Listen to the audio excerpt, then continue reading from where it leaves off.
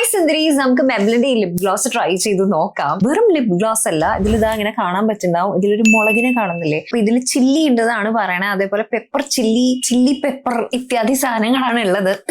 അപ്പൊ അതുകൊണ്ട് നമുക്ക് നോക്കാട്ടോ എങ്ങനെ ഉണ്ട് എന്നുള്ളത്. അപ്പൊ ഞാൻ ഏറ്റവും ഡാർക്കസ്റ്റ് ആയിട്ടുള്ള ഷെയ്ഡാണ് എടുത്തിട്ടുള്ളത്. അപ്പൊ അതുകൊണ്ട് തന്നെ അത്യാവശ്യം പിഗ്മെന്റ് ഉണ്ടാവുന്നതാണ് ഞാൻ കരുതുന്നത്. അത്യാവശ്യം കളർ ഉണ്ട് കേട്ടോ. അയ്യോ നീറുന്നേ ദൈവമേ.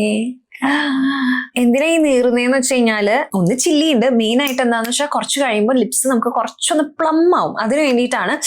എനിക്ക് അത്യാവശ്യം നന്നായിട്ട് നീറുന്നുണ്ട് കേട്ടോ. ഞാൻ റിവ്യൂസ് നോക്കിയിട്ടാണ് മേടിച്ചത്. റിവ്യൂസിൽ കണ്ടത് അത്ര നീറില്ല എന്നുള്ളതാണ്. പക്ഷെ എനിക്ക് നന്നായിട്ട് നീറുന്നുണ്ട്. ഞാൻ ഇട്ടിരുന്ന ലിപ്സ്റ്റിക്ക് തുടച്ച് മാറ്റിയിട്ട് അപ്പൊ തന്നെ ഇത് ഇട്ടോണ്ടാണോ എന്ന് എനിക്കറിയില്ല.